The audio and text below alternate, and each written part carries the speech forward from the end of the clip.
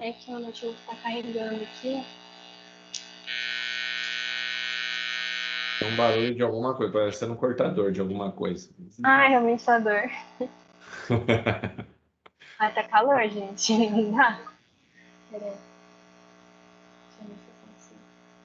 Ó, se cair, eu vou voltar e entro pelo navegador, não pelo aplicativo. Porque às vezes o Beleza, aplicativo cai. tá bom, sem problema. Fique à vontade, boa apresentação. Tá bom.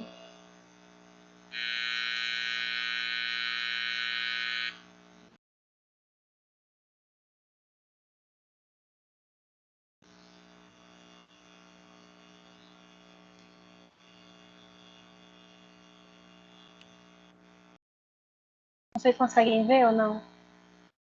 Eu ainda não. Não, mas tá vindo, eu acho. Quando aparece esse cinzinha é porque ela tá carregando. Pera lá que a internet tá vindo, eu acho. Ainda não chegou a tela ainda, mas eu acho que já já chega, Jéssica.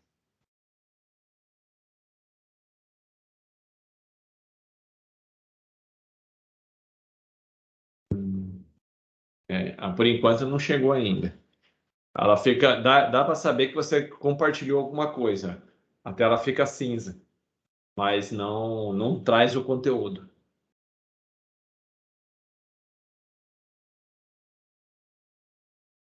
Tenta parar o compartilhamento e fazer de novo. Às vezes deu algum pauzinho na hora que você mandou. É só clicar ali, ele para de compartilhar e compartilha novamente.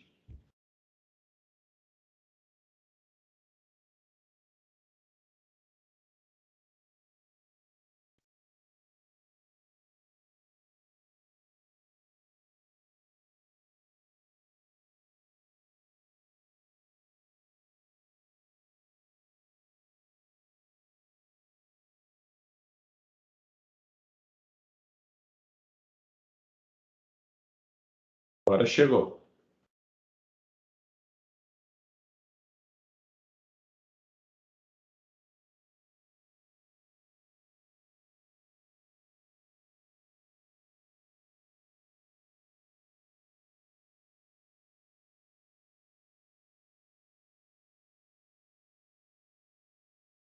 A tela está aqui já.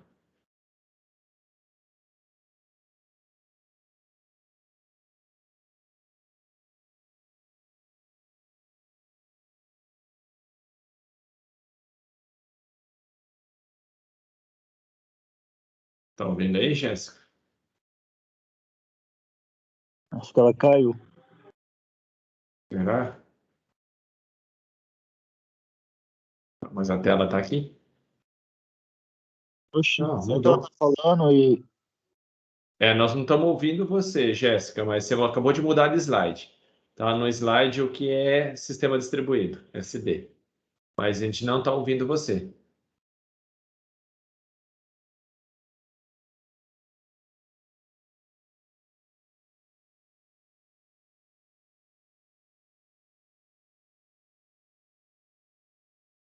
Eu acho que ela tá com problema no microfone, professor. Aquele barulhinho não era? De ruído. Pode ser. Pode ser problema no microfone, Jéssica. O celular, talvez ela conecta pelo celular. É, Pra falar e transmite pelo PC. verdade. Dá para você conectar pelo celular ao mesmo tempo para usar o microfone do celular, se você tiver aí. Aí a apresentação fica no PC e você só entra e usa o celular para poder usar como microfone.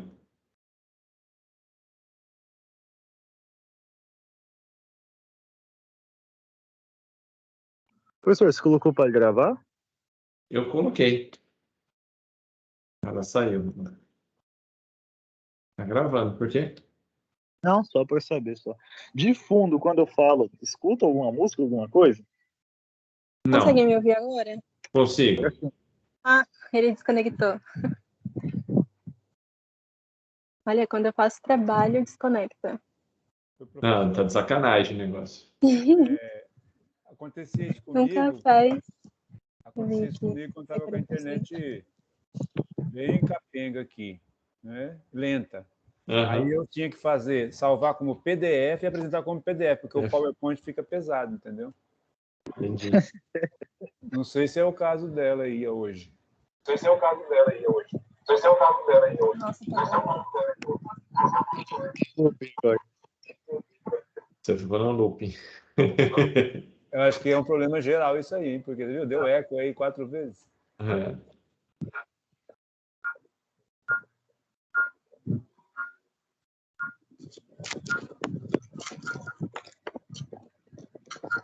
Deixa eu ver se eu consigo apresentar agora. Deixa eu ver. Ele tá dando um eco, eu acho que de alguma coisa. Tem 2 microfones abertos aí, eu acho. Será que não? Tem 2 microfones abertos aí, eu acho. Será que não? Não, pior que só tem um. Ele fica num loop. Acho que tá o celular e o... Ou não ligou o celular? Não sei. Axé, você chegou a ligar o celular? Que às vezes ele tá com o microfone do computador e o microfone do celular aberto. Aí ele fica com os dois, fica doidão. Aí deixa um deles desligado. Então, às vezes você tá...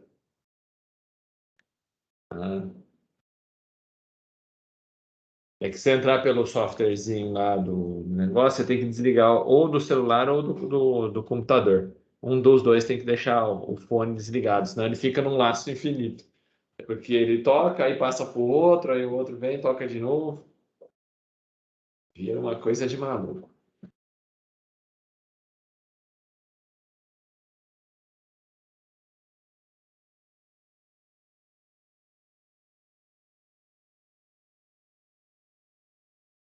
Eu até aconselho, se é com o celular ligado junto, deixa o volume de um deles só ligado e o microfone ligado. Então você vem aqui no celular e diminui o volume do celular. Por exemplo, deixa o volume só do computador. Ou vice-versa, né? Diminui do computador e deixa só do celular e o microfone só de um deles. Porque senão você fica louco, ouvindo um monte de coisa ao mesmo tempo.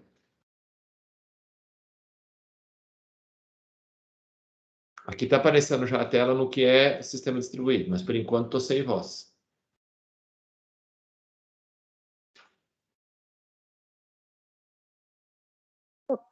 Por onde ela falou a segunda vez, tava bom o áudio.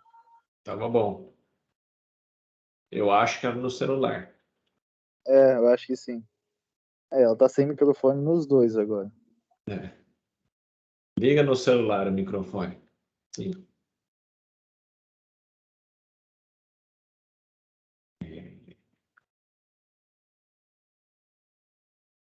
Ih, Eu entro aqui e ele cai no notebook. Toda vez que você eu tá entro com a no mesma celular. conta? É, tinha Oi? que... Eu logo Você tá- com contas diferentes, professor.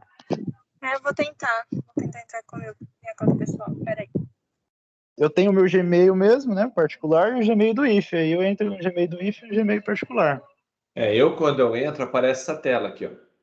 Ele pergunta: adicionar esse dispositivo ou transferir para esse dispositivo? Aí Ah, você tá. manda adicionar. Entendeu? Verdade. Tem como. Quando você clica e entra na mesma conta, ó, ela saiu. Mas aparece duas opções, ó. Aí ele aparece uma para transferir, né? Então pegar a minha, ó, Jéssica, quando eu entro com a mesma conta no Teams pelo celular, ó, aparece essa tela aqui, ó. Então, ó, vou voltar de novo, ó. Eu entro aqui, ó, né, pelo Teams no celular. A hora que eu entro na reunião, ele aparece isso daqui, ó. A parte de cima está escrito adicionar esse dispositivo ou transferir para esse dispositivo. Você fala adicionar. Aí você vai ficar com os dois na reunião. Então, eu vou botar meu computador e mais o celular. E aqui, ó, eu tenho a opção de ligar o som, ligar o microfone, ligar o retorno do áudio. Eu deixo, você pode escolher o que você quer. Então, aqui, ó, tem o som, tem o microfone, e a câmera. Você pode ter os três que você pode selecionar aqui, ó. Câmera, microfone e o retorno de áudio, que é o áudio normal mesmo, para sair a saída de áudio.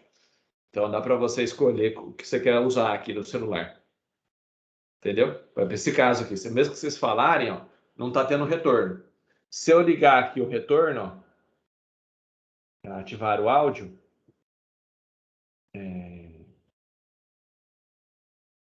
eu vou colocar viva voz aqui.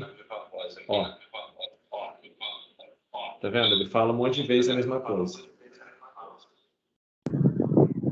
Tá, eu não tenho meu notebook, então vou ouvir vocês só pelo celular, tá? Tá joia. Tá ouvindo bem agora. Tá, peraí. Deixa eu aumentar o volume.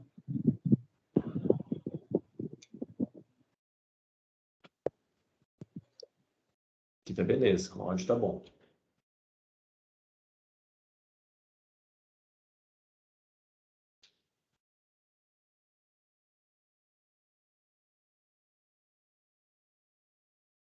Tá. Pode começar? Tá me ouvindo bem? Tô ouvindo bem. Fique à vontade. O sistema distribuído, ele é basicamente vários computadores de uma rede que se comunicam. Então, esses equipamentos de hardware e software têm um meio de comunicação comum. E dessa forma, eles organizam as ações por uma passagem de mensagem e é por essa comunicação que as aplicações e serviços de plataformas diferentes conseguem se comunicar e cooperar. Nessa computação móvel e ubíqua, a móvel se caracteriza por utilizar conexões de rede sem fio, que faz com que o usuário tenha acesso a serviços independente da localização física que ele esteja. Então, ele usa dispositivos como smartphones, GPS, laptops, notebooks e afins. E essa computação ubíqua, ela existe com um computador integrado ao ambiente. Então, a exemplo disso, a gente tem os sensores, os eletrodomésticos inteligentes, né, que a gente chama de smart, e dentre outros. Aí, como primeiro aqui, né, para exemplificar melhor, um exemplo de sistema distribuído por meio de computação móvel, como o professor já falou do Waze, na aula e proibiu a gente de usar o que ele já explicou. Então, eu vou utilizar o Google Maps e esse TomTom Go, que ele é como se fosse um Waze, né? Então, eu vou utilizar ele como comparação, né, do Waze, porque é a mesma coisa, só para garantir que o professor não tire minha nota. Então, o TomTom Go, ele é um aplicativo que não é muito usual no Brasil, mas que os holandeses fizeram para competir com o Waze. Então, ele é idêntico. Ele tem uma interface que consegue mostrar, né, o seu caminho no momento real, como que está o percurso, se tem muita gente, se não tem, se está lento, se está rápido. Mas vamos focar no Google Maps. Primeiro que o Google, né, ele já representa uma das maiores e mais complexas instalações de sistema distribuídos. Ele tem grandes números de computadores interligados em rede, também tem um sistema de arquivos distribuídos projetados para suportar vários arquivos e arquivos muito grandes, e armazenamento distribuído estruturado que oferece rápido acesso a conjunto de dados. Só que, apesar de tudo isso, para o Google Maps, o Google não investiu em funcionalidades como o TomTom Go, que ele até prevê a média de tempo que se pode levar, né, de um local para outro, mas não como esse outro aplicativo, que mostra em tempo real, com cores, e apresenta se tem uma lentidão, uma rapidez no trânsito em tempo real.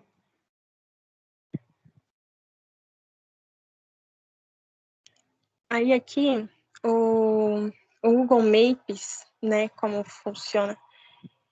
Ele utiliza uma tecnologia de pesquisa na web, então ele analisa todo o conteúdo da web que ele já tem registrado de local onde possui semáforo, onde tem pedágios e afins. E depois ele efetua um processamento dos dados para nos informar o que a gente quer. Então, que nem a gente pode ver aqui no slide anterior, o Google Maps, ele apresenta uma pesquisa de rota, né? Acho que todo mundo já conhece o Google Maps, mas ele possui alguns modos de diferente apresentação, né? Um com relevo, outro que se baseia em imagens reais, que são um pouco desatualizadas, E outro que é esse daqui que eu coloquei, né, que é só tudo em quadradinho. E aí, quando eu pesquisei sobre o funcionamento do Google Maps, eu fiquei na dúvida sobre como funcionava realmente e o que era certo explicar ou não, mas eu vou tentar explicar isso aqui que eu encontrei, né, que eu coloquei esse esquema aqui, que está nessa imagem, porque ele é um sistema distribuído móvel, e os móveis funcionam basicamente assim, com a comunicação da rede dos computadores, que envia mensagem pela internet, para responder à interação do usuário com o dispositivo móvel.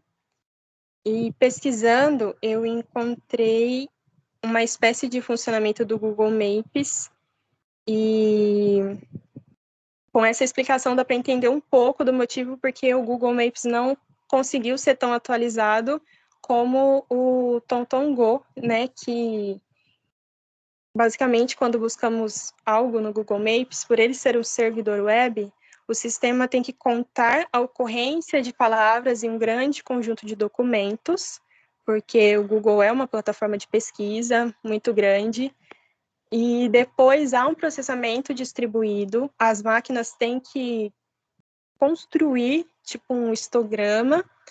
Então, também tem a questão das máquinas que quebram o tempo todo, porque o número delas é muito grande.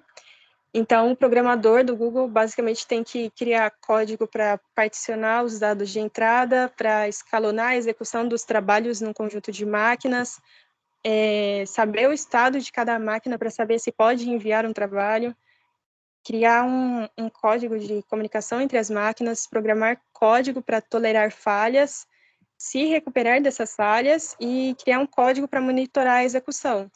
E tem que repetir todo esse trabalho para toda nova aplicação que a gente faz de uma pesquisa de rota, por exemplo.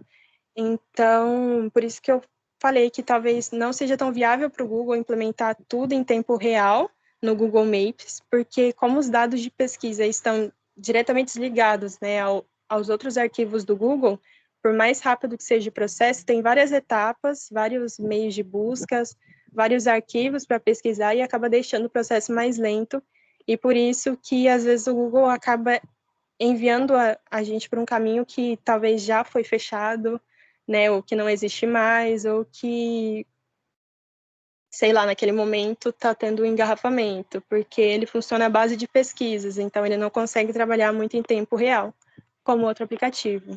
Ô, Jéssica, Oi. eu posso apresentar assim, só colocar os slides aqui para o meu computador, que não está mudando os slides aqui para nós. Como eu Nossa, tenho, eu apresento, você continua falando aí, eu só coloco a apresentação pelo meu aqui. Tem tá bom. problema? Não tem problema não, fica até mais fácil. Porque aí ele fica certinho aqui a segunda tela. Olha lá. Aí eu coloco aqui para apresentar, senão o pessoal não, acha que não devia estar vendo. Pronto, acho que agora todo mundo está vendo. Aí eu Tá vou bom, mudando, você vai falando próximo, eu vou mudando aqui. tá bom. Então, e para acessar, né, que tem como funciona e onde acessar, para acessar a plataforma do Google, para acessar o Google, né, você tem que entrar na plataforma do Google Maps, e eu acho que é assim, né, porque eu fiz assim os 3 modelos, o como acessar. Espero que seja só isso. Aí, no slide 5. Então, agora vamos ao sistema distribuído de computação ubíqua. Eu usei a Alexa como exemplo, né? Na verdade, eu pesquisei na internet e não encontrei nenhum exemplo assim, né, descrito ali, então eu usei a Alexa, espero que ele seja um exemplo.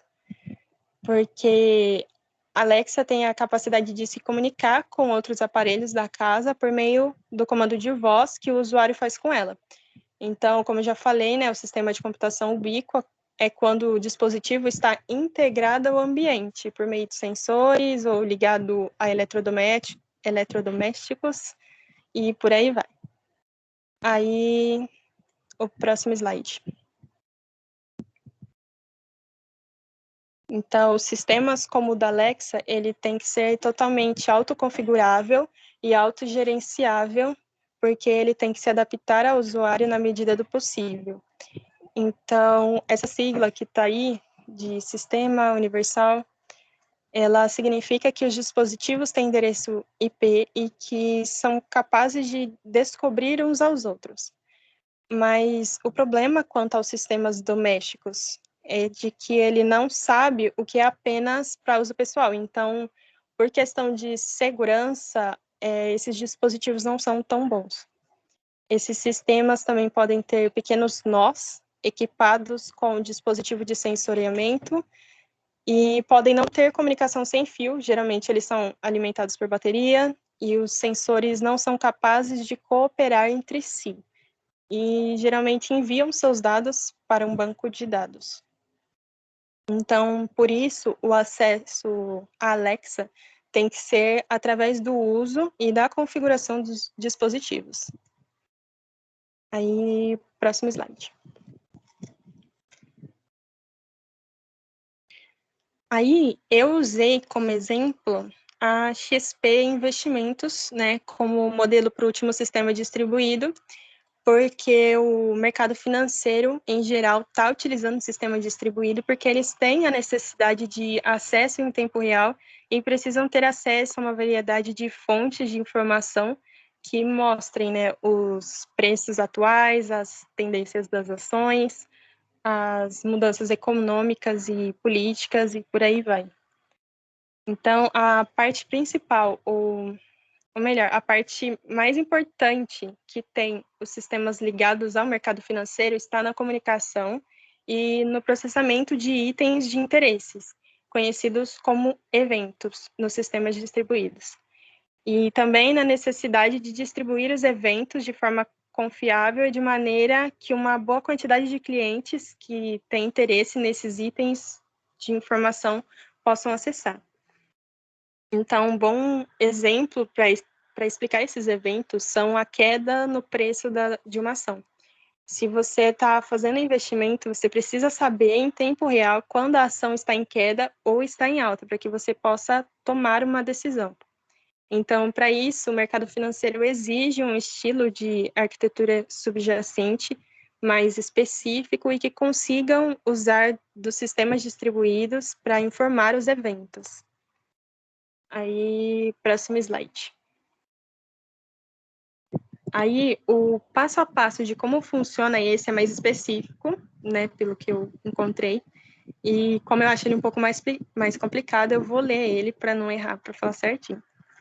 Então, primeiro, as fontes normalmente aparecem em formatos variados, como eventos de dados de mercado da Reuters e dos eventos FIX, que seguem o formato específico do protocolo e vêm de diferentes tecnologias de evento. E aí depois o sistema de negócios tem que lidar com uma variedade de fluxo de eventos, todos chegando em alta velocidade e frequentemente exigindo um processamento em tempo real para se detectar padrões que indiquem oportunidades de negócio.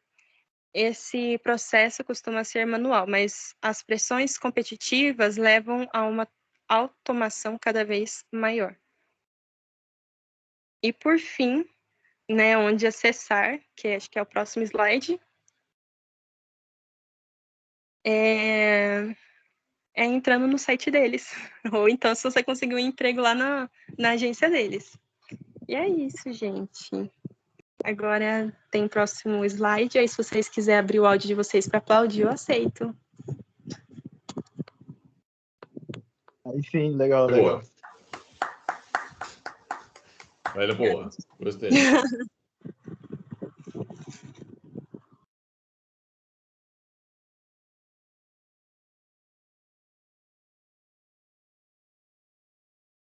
Oh, eu que burro. Eu falando aqui com o áudio desligado. Ô, professor, vou apresentar assim o meu, viu? Tava aqui. Olha eu batendo palma aqui. Eu não vi que meu áudio estava desligado. Parabéns. É isso daí mesmo. Você viu que existe vários tipos de sistemas diferentes, que nem foi o da o Alexa, né? O Alexa hoje, o Google e o Alexa estão uma briga lascada aí para esses sistemas de automação, né? Eu particularmente acho melhor até o do Alexa do que o Google. Então achei que o formato, o estilo, a própria interação, eu acho da Amazon melhor do que a do Google nesse ponto. Eu acho que eles estão um pé acima um pouquinho. Apesar do Google fazer tudo, fazer um monte de coisa, tudo bonitinho, mas eu achei o Alexa assim mais trabalhado, na minha opinião. Exemplo, você compra um dispositivo para colocar na televisão, ele vem com controle remoto. O Google, agora que colocou, não vinha. Você tinha que espelhar celular. Você tem as dockzinhas que espalha pela casa. Então, eu acho que isso daí é legal. O Alexa, nesse ponto, eu acho que está até um passinho acima. Hein? Bem bacana mesmo. E realmente ele é um sistema distribuído. Você tem um processamento nervosíssimo num cluster só para poder interagir. Ele pega as coisas do microfone, manda para esse cluster processa e manda a informação de volta. Dependendo do dispositivo, ele manda em formato de áudio. Tem alguns dispositivos Alexa que ele manda em vídeo também. Por exemplo, aqueles pendrivezinho que liga na televisão. Então ali ele manda a resposta com áudio e vídeo. Existe algumas também, alguns assistentes que tem TV. Então tem o Alexa assim que tem uma caixinha de televisãozinha. Também vem a resposta nele. É bem interessante. E a de XP nem fala, né? O mercado financeiro hoje em dia está tudo interligado. É um processamento violento que ocorre, além de ser clusters de processamento violentíssimos, eles estão interligados. Então ele pega dados de várias agências, combinação de um monte de coisa para conseguir chegar num resultado, para tentar prever a ação. Então, é complicadíssimo. Parabéns. Que bom que eu não errei. Porque eu fiquei com medo, porque eu não encontrei nada explicando ali especificamente se Alexa ou se, né, essas plataformas de mercado financeiro eram sistemas distribuídos. Os Eles são. Nets eu E já bem, sabia por causa do Waze, mas eles e eu não sabia não. extremamente grandes. São bem poderosos mesmo. Professor, Oi, pode falar. basicamente tudo é sistema distribuído, né? Quase tudo hoje em dia, sim. Eu não, Porque eu, antes era só cliente-servidor. O que era cliente-servidor? Só tinha um computador. sim, Hoje em dia, um computador hoje, se o computador cai, já era. Você concorda comigo? concordo. Você fica sem serviço. Que nem aí. Por exemplo, aí onde você trabalha, provavelmente deve ter um computador só. Os caixas ligados a um computador. Se ele cai, já fica todo mundo fora. Exatamente. Aqui é cliente-servidor. Aqui sim, aí se Aí é cai o que servidor, cai fora. cai fora todo mundo, vira uma zona. Agora, imaginou isso no mercado de trabalho? Você não dá para fazer isso numa Americanas, não dá para fazer isso numa Amazon, ou num eBay. Meu, ferra tudo, não tem como. Esses grandes servidores todos distribuídos. Professor, Facebook, tudo. agora eu tô com outra dúvida. Será que aqui usa o sistema distribuído de certa forma? Porque assim, ó, lá no Bandeirante tem um cliente bem mais, né? Que é o nosso slogan, já juntou, virou cliente bem mais. Aham. Esse cliente bem mais não é consultado no nosso servidor. Ele é consultado no servidor terceiro. Aí eu só preciso de comunicação com a internet e o Linux faz a consulta lá no servidor dos caras. Isso seria uma forma de sistema distribuído ou não? Não Não, chega. não chega. Não chega. Então continua com o servidor, a mesma coisa. Porque se o servidor lá cair, Você paga fica tudo. sem nada. Entendi, verdade. Entendeu?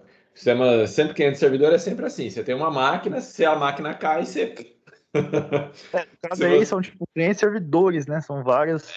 exato. Se tiver um monte, aí tudo bem. Aí Entendi. vira um sistema distribuído. Zé Mariano, tá liberado aí, pode apresentar. Ok, vamos lá. Boa, Zé, vamos lá.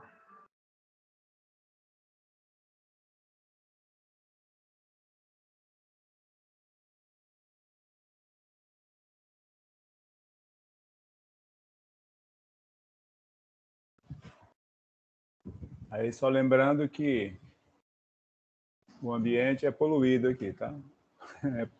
É poluído. Normal, aqui o vizinho também tá com som no último, tô com a porta fechada. Tô até com medo de você estar escutando de fundo. Não, não tá. Para nós aqui não chega. Bom que vocês não escutam as loucuras aqui da minha casa.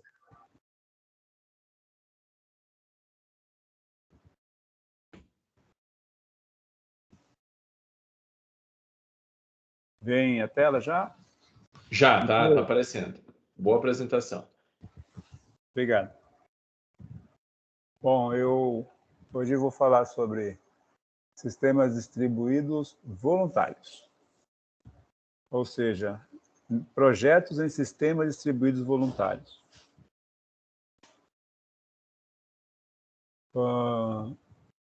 Sistemas distribuídos voluntários são aqueles que utilizam equipamentos do público em geral, né? Um público específico, mas um grupo específico ou do público em geral, onde você fornece uma parte da sua capacidade de processamento e, em troca, você ganha, dependendo das plataformas, você ganha um crédito para estar usando a própria plataforma. Então, eu peguei aqui um exemplo de BOINC, que é da Universidade de Berkeley, na Califórnia, e esse BOINC é um middleware de computação distribuída. Ele foi iniciado nos anos 90 a partir desse projeto JIMPS, né? Que já tinha lá nos Estados Unidos o conceito de trabalhar em computação distribuída para a área pública, né? A área do governo lá nos Estados Unidos. Então, esse projeto, esse sistema, né, esse middleware, ele é patrocinado pela Universidade da Califórnia, em Berkeley, e pela Fundação Nacional de Ciência, lá dos Estados Unidos. A seção da plataforma, a gente encontra dezenas de projetos, né? Então, aqui nessa tela tem só alguns, né, que eu classifiquei por área de ciência física, né? Ou ciência, apareceu esse primeiro aí que não era para estar, mas era ciência física. Então, nessa tela a gente vê a lista dos projetos, né? E esses projetos eles são administrados, né, por universidades, laboratórios de pesquisas, né? Alguns são administrados por grupos privados ou até por indivíduos, né? Como eu comentei, e pessoas podem ter os seus projetos lançados lá na plataforma para processar o objetivo de interesse. E cada um desses projetos, a gente observando aqui, as plataformas que eles suportam, né? Então, por exemplo, o Einstein Home, que é um projeto de ciência física voltada para astrofísica. Há um detalhe, tá? Todos os 3 projetos que eu escolhi para falar é relacionado com astrofísica ou astronomia, tá? Então, ele tem aqui, por exemplo, plataforma Windows, né? Linux, Android, tem muitas plataformas que ele suporta. Outra coisa interessante desse sistema, dessa plataforma aqui, é que ele dá as informações detalhadas, né, dos processos, né, como estão em andamento, quantos voluntários estão cadastrados, né, estão fazendo parte do grupo, como é que anda o processamento dos projetos, tem um planejamento para um período de, sei lá, 10 anos, aí ele atualiza dizendo que já processou 5 anos, falta processar só mais 5. Então, ele é bem detalhado. Nesse sentido que eu investi neles, porque o professor já falou sobre esses projetos, esses sistemas distribuídos voluntários há umas aulas atrás aí, mas aqui eu vou dar bastante detalhes a respeito, né? Espero que esteja valendo. Então, falando do Einstein Home, né? O Einstein Home é um projeto, né, que utiliza o tempo livre dos computadores voluntários para procurar sinais astrofísicos vindos de estrelas de nêutron em rotação, usando dados obtidos pelo detector de ondas gravitacionais LIGO, né, pelo radiotelescópio de Arecibo e pelo satélite de raios gama Fermi. Então, nessa parte de cima é o logo do projeto, né, Einstein Home. Ele basicamente utiliza, né, o tempo ocioso dos computadores voluntários para processar essas informações que chegam através do LIGO, né, que é o Large Interferômetro. Agora esqueci o último nome dele aqui, que é esse desenho da esquerda aqui, né, que é uma construção bem robusta, né? Agora eu lembrei, LIGO não é de large, o L é de laser, né? Então é uma detecção a laser, né? Que usa o laser, né, para detectar as ondas gravitacionais. Então é Laser Interferometer Gravitacional ondas ou operation, alguma coisa assim. O radiotelescópio de Arecibo, essa foto aqui do meio, se vocês prestar atenção, ela está dentro de uma montanha, né? Da cratera de uma montanha. Então ele foi feito ali já usando está na altitude, né? Para ter menos interferência, e tem o disco dele que fica embaixo e tem essa parte de cima aqui, esse objeto aí que reflete, porque o sinal vem do espaço, bate nesse disco e reflete no caso das antenas parabólicas, não sei o nome se é o mesmo, mas as antenas parabólicas é o LNBF, né, que é a pecinha que recebe o sinal do satélite. E aí, do lado direito, né, a última imagem é a imagem do satélite Fermi, né, que ele é específico para esse tipo de pesquisa, né, ele é um satélite ele trabalha com raios gama. Então, dentro desse projeto, tem um menu com várias informações, né, com várias opções, aliás. E dentro das opções tem uma que chama computação. Então, nas unidades de trabalho e tarefa. Então, essa é uma tabela que tem lá, com todas as tarefas por projeto. Então, cada coluna dessa é um projeto diferente, né? Então, FGRBP1G, FGRPP5 ou 3AS. E aí, por exemplo, total de tarefas, né, geral, 3.099.737. Tá?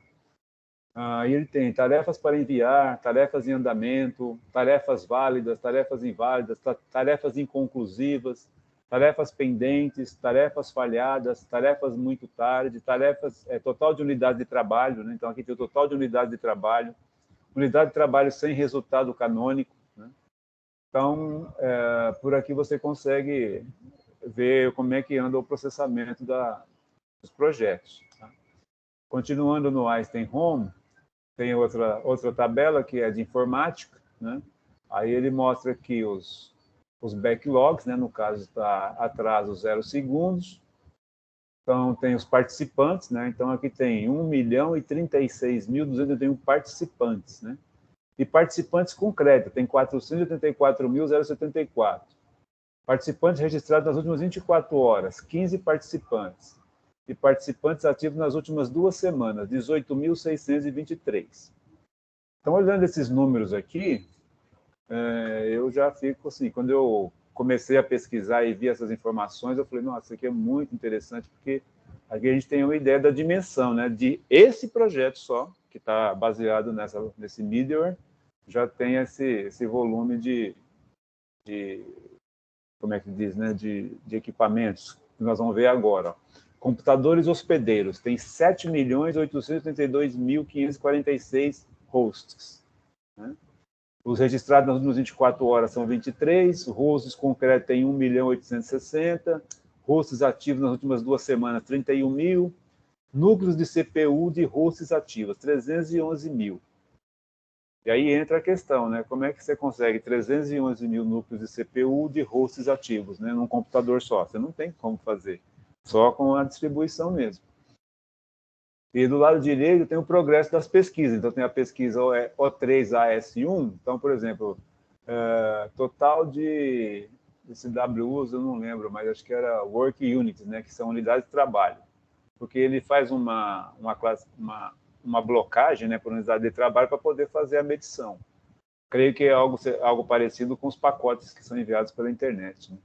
Então, tem 13 milhões de unidades de trabalho total, já tem 3 milhões restantes, né? Então, tem 57 mil processados no último dia e 56 nos dias restantes. Aí tem outra pesquisa aqui, O2MD, com as mesmas informações, né? E a outra pesquisa também, com informações parecidas. E continuando ainda no Einstein Home, né? A produtividade da GPU, né? Últimos 7 dias. Então, tem aqui várias informações, por exemplo, aqui, ó, crédito médio diário, né? 152.571.000. Eu só não aprofundei em como é que funciona esses créditos, né? Porque não deu tempo, mas tem um outro projeto que mostra o ranking de créditos, né? Qual que é o usuário que está em primeiro, segundo, terceiro, aí a gente vai ter uma ideia da quantidade de créditos. E aí, um outro termo aqui que me chamou a atenção, a capacidade de computação, né? Então, são 6.645 teraflops, né? É muita, como é que diz, né? É muita capacidade. E depois, do lado direito, continuando os projetos ainda, né? Então, o FGRBP1, né? As unidades de trabalho, progresso do BPRBP, né? Que é o Arecibo MOC, né? Que aí deve ser do radiotelescópio. Então, aqui tem vigas para analisar, né? Vigas 100% processadas, feixe equivalente a um trabalho de sucesso, taxa de resultado canônico recebido hoje, dias para processar os dados restantes, né? Aí você bate o olho, nesses dias para processar os dados restantes, você vê, só falta 36.133 dias. Ou seja, tem muito dado guardado, armazenado para ser processado. E aí, abrindo um parênteses com relação à parte da astronomia, a gente sempre está ouvindo novidades, né? O cientista publicou tal assunto, falou que lá no planeta tal acontece isso.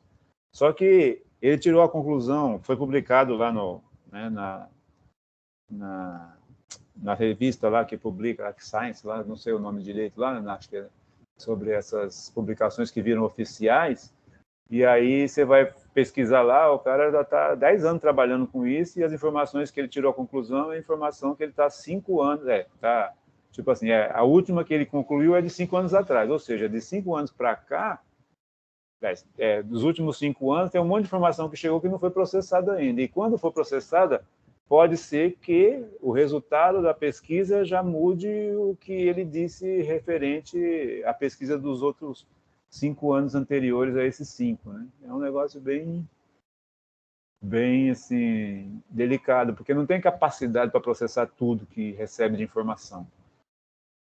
O outro projeto é o Milky Way Home, né? O Milky Way Home, qual que é o objetivo dele? É criar um modelo tridimensional altamente preciso da galáxia, da Via Láctea, né?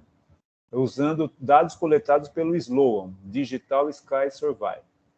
Esse SLOAM Digital Sky Survey é esse equipamento aqui do lado direito, né? Ele é um scanner, né? Ele faz varreduras do espaço e ele consegue montar, é o primeiro, né, a conseguir montar mapeamento 3D. Os responsáveis por esse projeto é o Departamento de Ciência, Computação e Física, né, da Rensselaer Polytechnic Institute, né? Então, tem um instituto aí que é responsável por isso. E a foto que a gente vê aqui, ó, abaixo do instrumento, né? Então, você pega ali uma imagem, né, super enorme, né, gigantesca, e pega um ponto dessa imagem, faz a ampliação e você tem a imagem, né, detalhada com essas estrelas aqui. Tá? Se eu não me engano, inclusive, essas estrelas são... Já é informação confidencial, tá? Não, estou brincando. Ela fica na constelação de Touro, e são as... Como é que é o nome do grupo lá? Agora me falhou a memória do nome dessas estrelas. Não consigo lembrar agora. Aí são estrelas bebês, né, que têm 50 milhões de anos. Então, uma estrela bebê vive milhões de anos. Com milhões de anos ainda é considerada estrela bebê. Aí as informações de computação desse desse projeto, aqui tem uma lista, né, do status do servidor, né? E do lado direito já tem algumas informações. Cada projeto tem um formato diferente de apresentar as informações, porque são conduzidos por órgãos e por pessoas diferentes, né? Mas todos seguem esse padrão aqui. Então, aqui, por exemplo, tarefas prontas para enviar 11.000, tarefas em progresso 1.029.000, unidade de trabalho aguardando validação 3, unidade de trabalho esperando para assimilação 33, unidade de trabalho aguardando exclusão de arquivo 121, tarefas aguardando exclusão de arquivo 149, né? Aí usuários com crédito 244.000, com crédito recente 12.000, na parte de computadores, né, com crédito 601.000, com crédito recente 24.000, registrados nas 24 horas 71 computadores registrados, e aí vem a informação de capacidade, né, gigaflops atuais, né, aqui tem 1.329.000 gigaflops, né, que é um número também gigante. Nessa tela aqui do projeto Milky Way, a repartição do computador por sistema operacional, né? Então, está dividido assim, 73% está no Windows 10, 3% é o Windows 7, 77 centésimos é o Windows 8.1, e aí você vê que o número vai, né, caindo. Então, de Windows tem um total de 81%. Essa tabela é gigante, ela tem mais de 20 páginas, então eu não só coloquei uma aqui de exemplo, mas ela vai dando, dentro do sistema operacional, qual que é a versão que está rodando e como é essa distribuição entre as versões. Tá? Aqui já é com relação ao desempenho da CPU, né? Então mostra a velocidade de pico da CPU. Então, CPU Intel, né? Essa primeira aí, Core TM, né? i9, 9900K, 3.0 GB de clock. Né? Ele tem 23 computadores com essa CPU, a média de núcleo 16 e 6, gigaflops, né? Por núcleo e 104 gigaflops por computador. Essa também é uma tabela gigante, né? Que tem centenas de tipos de CPUs.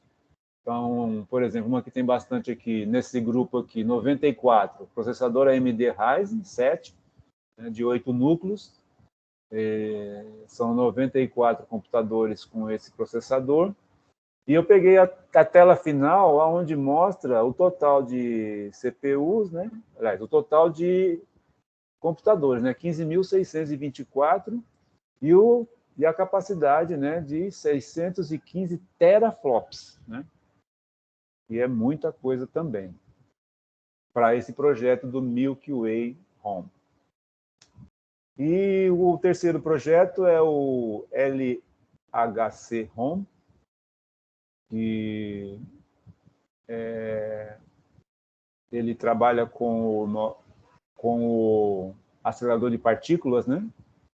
Esse grande colisor de Hadron, né? Que é Large Hadron Collider, é um acelerador de partículas que fica lá na Europa. Acho que esse aqui é um caso que muita gente conhece, né? Alguns podem não conhecer, mas ele tem quilômetros de comprimento, né? E aqui são feitos vários testes já há alguns anos. Eles estão ampliando esse daí, ou tem um outro construindo maior. Para ter uma ideia, na foto dele aqui, ó, essa imagem aqui, esse pontinho aqui riscado preto, assim, embaixo é uma pessoa, tá? Então, você vê que o negócio é enorme, é gigante. Ele é patrocinado pela CERN, né, e atua na área de física, né? Então, a CERN é a Organização Europeia para a Pesquisa Nuclear. Ele fica lá a sede, acho que é na Suíça. E até uma curiosidade é que essa semana no Instituto teve a Semana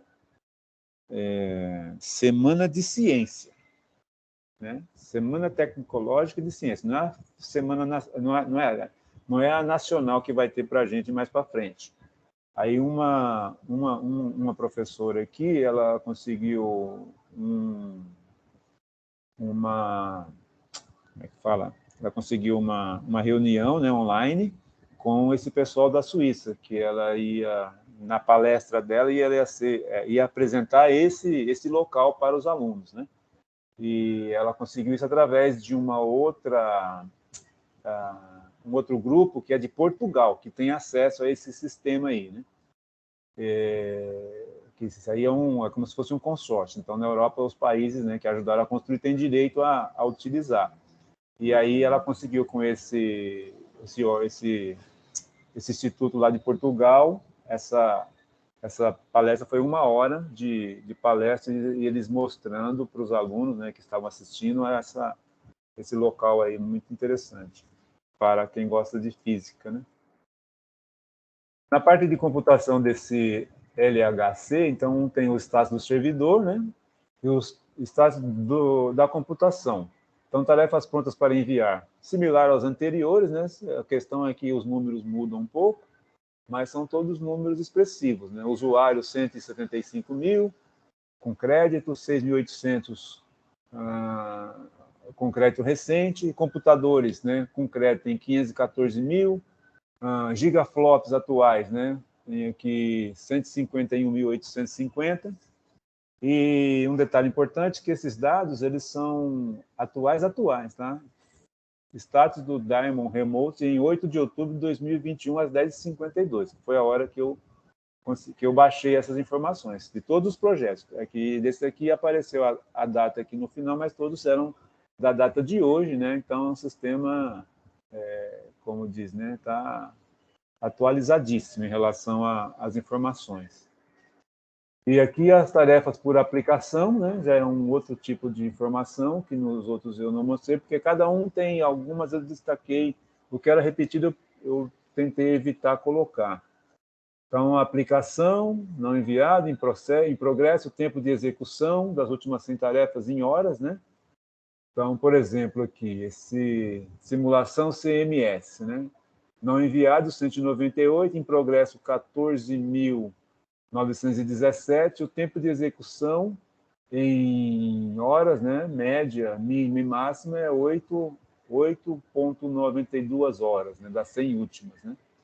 E os usuários nas últimas 24 horas.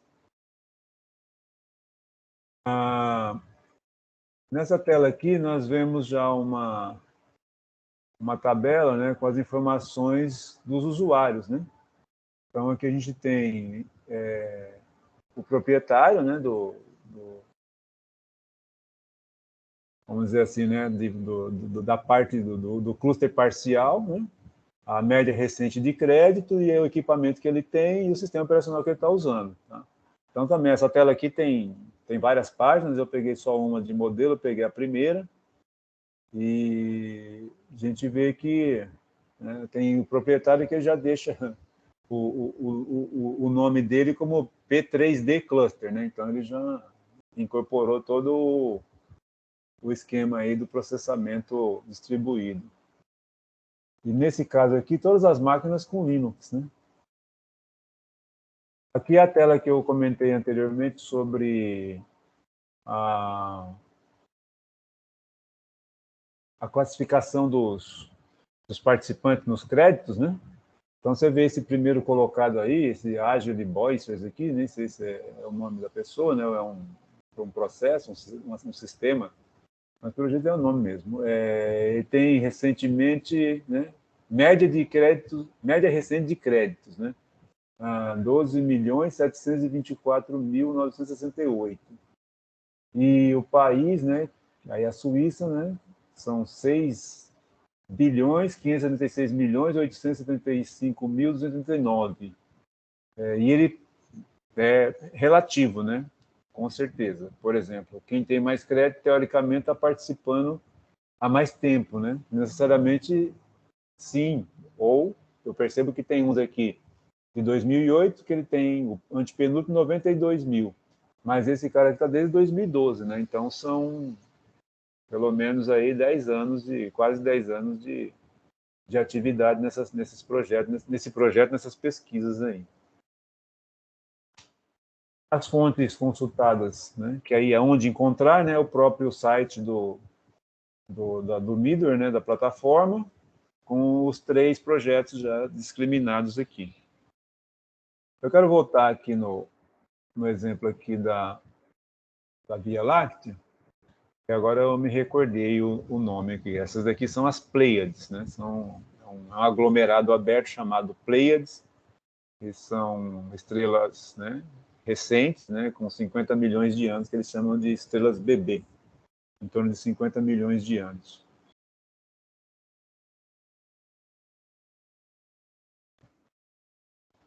E é isso aí, professor. Beleza.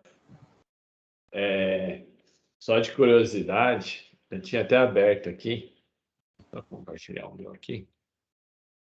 Está vendo minha tela aí? Quase, ainda não. Só um minuto. Agora sim. Eu tinha até compartilhado que eram as Pleiades aqui, que eu ia mostrar. Você sabe por que legal. você sabe por que ela é importante? Eu sei porque eu acompanho, mas é que você falou, eu falei assim, essa daí é a Pleiade, a hora que você falou, você não sabia o nome. Eu esqueci do nome, mas aí depois eu vou concluir a sua parte. Fala a sua parte, depois eu falo a minha. Você sabe qual a importância dessa constelação? Isso é questão de curiosidade boba. Alguém sabe por que a Pleiade é interessante? Eu imagino que ela, porque ela assim, é uma das mais novas que está mais próximo, perto de ser pesquisada, não? Não. Não? A partir dela vem a maior chuva de meteoros. Todos os anos Sim. tem um cometa que passa e ele provoca uma chuva de meteoros. Certo. Passou agora, foi o mês passado que acontece isso daí. Todo ano acontece. E alguns anos com mais intensidade, outras menos intensidade. E sempre é nela. Então, quando você quer filmar a chuva de meteoro, você acha a Pleiade, que é a constelação de Touro, acha a constelação, aponta a câmera para ela e manda bater uma foto durante 20 segundos. Então, você bate uma foto de 20 segundos. Então, se naqueles 20 segundos vem algum meteoro, você vê o risco dele assim, você bate uma foto do meteoro vindo. É muito legal. Então, é a partir dela que sai essa chuva de meteoros. Tem vez de cair assim, tipo, 40 por hora, 40 meteoros. Aí, se fizer uma coisa dessa, se você bater uma sequência de 30 segundos, muito provavelmente você vai conseguir pegar pelo menos um dos meteoros passando. Eu lembro que, popularmente, né, ela é chamada de rosário, né, porque o formato dela é como se fosse um rosário. E tem gente que fala assim, me mostra o rosário, né, que tem. As pessoas mais antigas, né, falam, me mostra o rosário. É que no nosso céu hoje não tem mais tantas estrelas visíveis por causa da luminosidade das cidades, né? Mas em regiões onde é mais escuro dá para ver detalhado. É igual você falou, fica na constelação de Touro mesmo. E as chuvas de meteoro, assim, todo mês tem... Né? O nome da chuva é relacionado com a constelação, né? Exato. Aí um detalhe, você conhece Presidente Prudente? Eu só passei uma vez lá. Só uma vez? Então você nunca foi no observatório de lá? Não, nunca. Lá tem um observatório e um planetário. Legal, isso eu não sabia. Eu trabalhei 1 ano lá, no observatório. Bom. Em 2018 eu trabalhei 1 ano lá. Apresentava o planetário para os estudantes durante a semana e no final de semana era para o público em geral. E tinha as observações durante a semana de terça e quinta, né? Das 7 da noite às 22 horas, das 19 às 22. E lá eles têm 5 telescópios, né? Legal, isso sim. E esses telescópios, é lógico que eles são antigos, mas a marca é Meade, né, que é uma das melhores que tem. Só que 2 deles não funcionam a parte eletrônica, né? Você tem que ficar só no manual. Mas tinha 3 deles lá que funcionava a parte eletrônica. Então, por exemplo, eu pegava lá o teclado lá, o operador dele, posicionava ele lá na laje do observatório, né, que é o ambiente onde ficava, e aí calibrava ele com 2 estrelas, né? E o sistema que ele apontava 1 estrela, aí eu tinha que centralizar a mira nessa estrela, depois calibrava numa segunda que ele já ficava bem próximo, eu calibrava, aí nesse é um computadorzinho, né? Aparecia a lista do que estava visível naquela noite, naquela região. Aí, por exemplo, Pleiades, eu apertava, aí automático ele já ia e buscava sozinho. Quer dizer, ele busca sozinho, né? Tinha um lá que tem o próprio GPS. Ele mesmo, se você liga ele, já sabe onde ele está. É muito interessante isso daí. Então, essa área de astronomia aí, E assim, toda noite que tinha a apresentação, que tinha observação, o próprio planetário, né? Você acaba falando várias vezes a mesma coisa. Então, você grava. E na hora fugiu o nome Pleiades. Mas eu cansei de falar esse nome, né? E aí é muito interessante essa situação aí. Mas voltando aos sistemas distribuídos aí. É bem legal. Outra coisa que eu queria deixar registrado, só para vocês terem uma noção de como que é a capacidade de processamento de tudo isso daí, um dos maiores supercomputadores que o Brasil tem, a gente já viu a aula passada, é 466 teraflops. Ó, 400, guarda esse número, 466. É o que o maior supercomputador do Brasil. Essa rede distribuída que eles montaram, como que eles montaram? Cada um compartilha um pouquinho. Você instala um programa no seu computador e quando o seu computador não estiver fazendo nada, estiver ocioso, ele vai lá, baixa um pedacinho dos dados, né, do servidor deles, traz para sua máquina, processa usando a sua máquina e devolve a resposta para eles. Então, basicamente é isso. A NASA também faz isso, várias organizações fazem isso. Então, eles usam a capacidade de processamento do seu computador quando ele está ocioso, quando não está fazendo nada. Se você mexer o mouse, começar a trabalhar, ele fica quieto, o programa inverna. Quando você não está fazendo nada, ele aproveita que o seu computador está parado mesmo e fica fazendo esse processamento para eles. Como eles têm vários isso no mundo inteiro, a capacidade unida de tudo isso daí é o equivalente, no caso do Einstein, a 6.646 teraflops. Ó, vou de novo, 6.646 teraflops. O Brasil tem 466 no maior. Ó, de 476, os caras têm 6.646. Você tem noção que os caras têm um supercomputador 10 vezes mais potente do que a gente tem? Se a gente juntar todos os nossos supercomputadores no Brasil, não dá esse computador virtual que eles montaram. Realmente, eu comparando aqui, eu bati o olho agora 6.000, dá quase 15 vezes, né? Se você fazer a conta direitinho. É absurdo. Se você juntar todos os computadores do Brasil, não dá isso. Isso, colaborativo. O pessoal entra e doa um pouquinho da CPU. Só para vocês terem uma noção de que capacidade que é essa, fala, mas o que é um monte de teraflop? O que é esse teraflop? Só para vocês terem uma noção do quanto que é um teraflop, um i9, que é um computador top hoje, um i9 top de linha.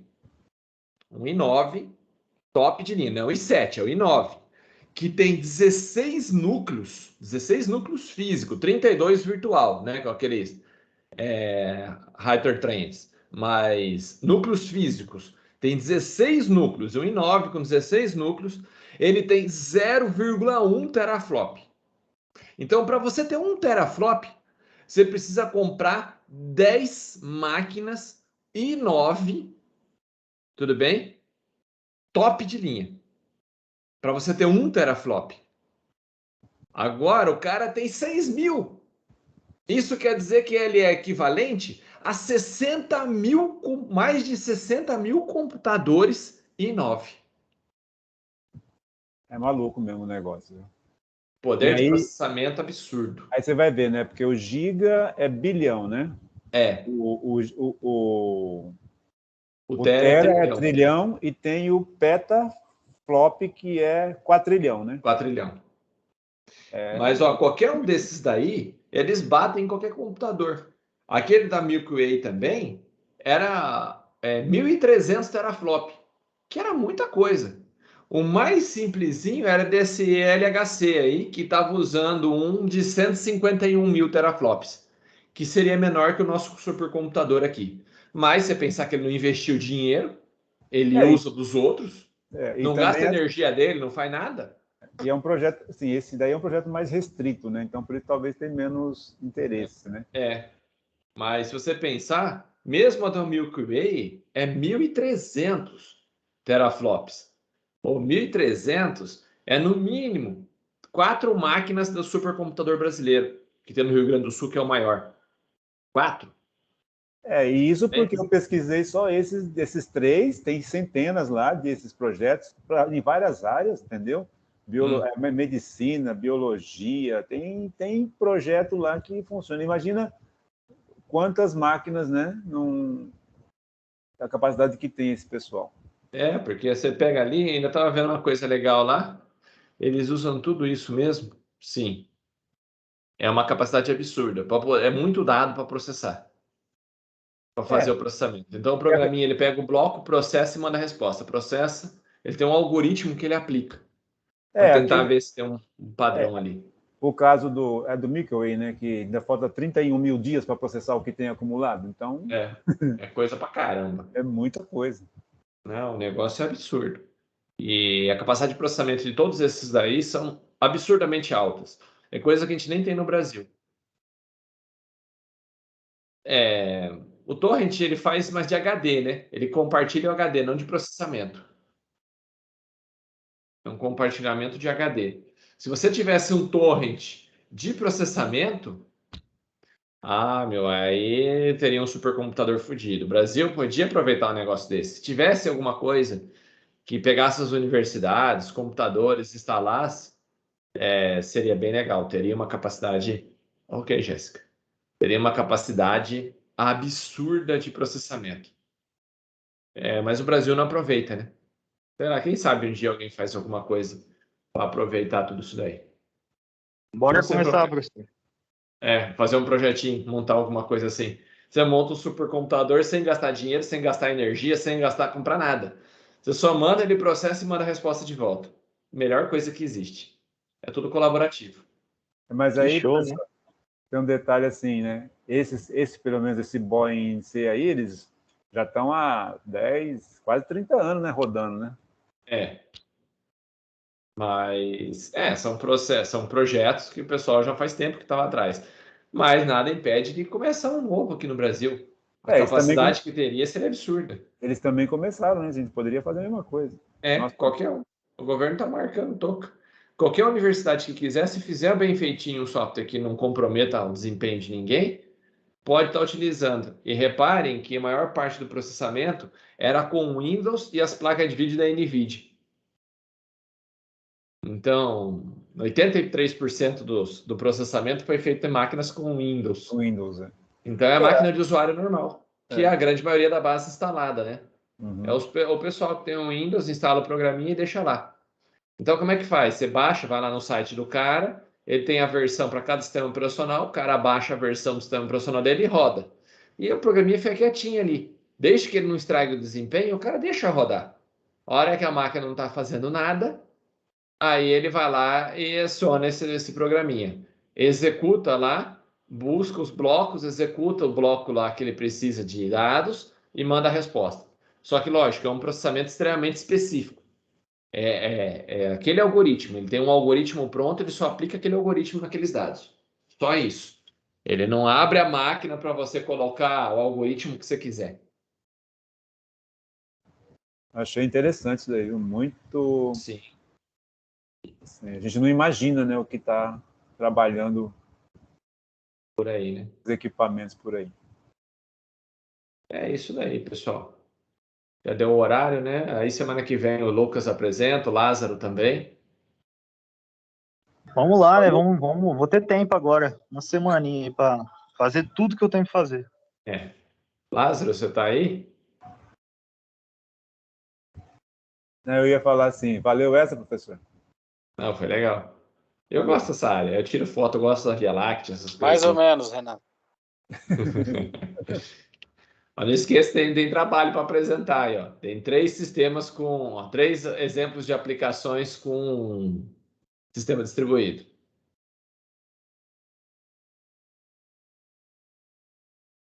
Beleza?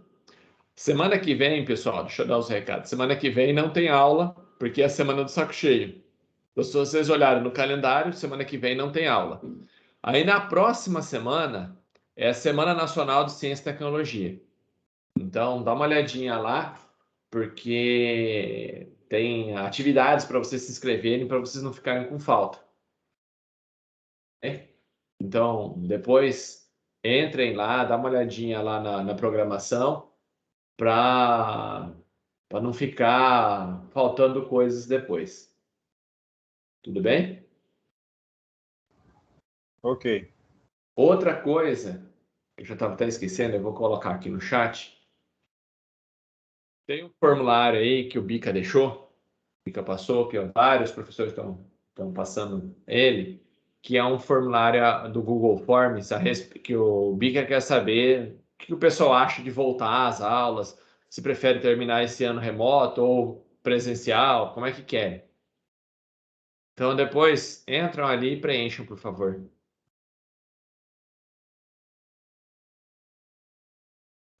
Ok. Tá bom? Então, boa semana para vocês. Então, não esqueça, semana que vem não tem aula. Na outra tem Semana Nacional de Ciência e Tecnologia. Na aula de sexta-feira é aula normal. Só a de quarta que tem palestra. Então, vai ter as palestras da semana e é obrigatória a presença. E depois, na sexta-feira, é aula normal. Então, sexta-feira, a aula é tranquila, é normal, como sempre. Então, sem ser essa semana, na próxima sexta. Beleza, professor. Beleza? Falou. Boa Bom noite. final. Ah. Não, pode falar, Lucas. Ele tá saindo. Bom final de semana para vocês aí. Obrigado, professor. Até daqui quase 2 semanas, né? Tá bom, então. Valeu, a gente se volta. Falou, até mais.